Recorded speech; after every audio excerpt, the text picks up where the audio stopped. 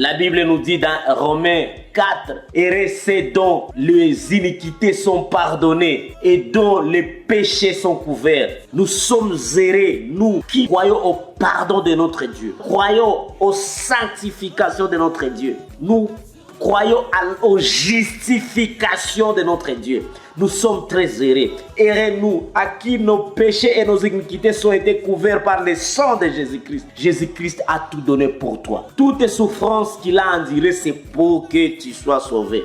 La grande chose que Dieu nous donne avec beaucoup d'amour, c'est son pardon. Dieu nous pardonne. Et quand il pardonne comme un Dieu. Il ne pardonne pas comme un humain. Il pardonne comme un père. Heureux-toi à qui Dieu a pardonné le péché. Heureux-toi à qui les iniquités sont pardonnées. Et Dieu nous dit dans Romains 8, verset 33, « Qui accusera les élus de Dieu? C'est Dieu qui justifie. Qui t'accusera? Qui t'accusera? » La Bible nous dit que c'est Dieu qui justifie. Dieu est lui-même qui a créé la loi. Dieu lui-même qui fait respecter la loi et il a un autre caractère. Il est celui qui pardonne ceux qui ont transgressé cette loi. Il est celui qui pardonne ceux qui ont transgressé cette loi. Tu dois être capable de te pardonner. Tu dois te pardonner. Tes péchés ne sont pas plus grands que la grâce de Dieu, que l'œuvre de la croix. Tes péchés ne sont pas énormes que l'œuvre de la croix, que la grâce de Dieu. Tu dois vivre en paix parce que Jésus-Christ est venu nous réconcilier avec Dieu. Il est venu nous donner la paix.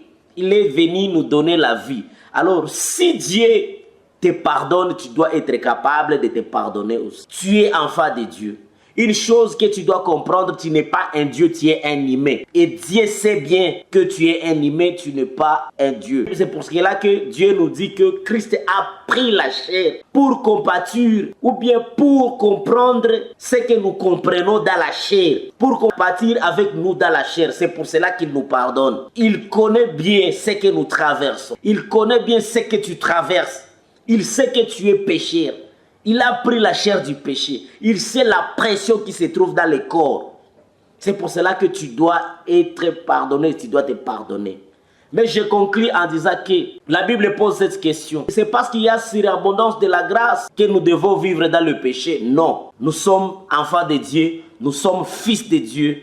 Nous devons vivre une vie de sanctification, une vie de sainteté. C'est ça la volonté de Dieu. C'est ça la volonté de Dieu. Nous devons nous donner la paix. Nous devons vivre la paix.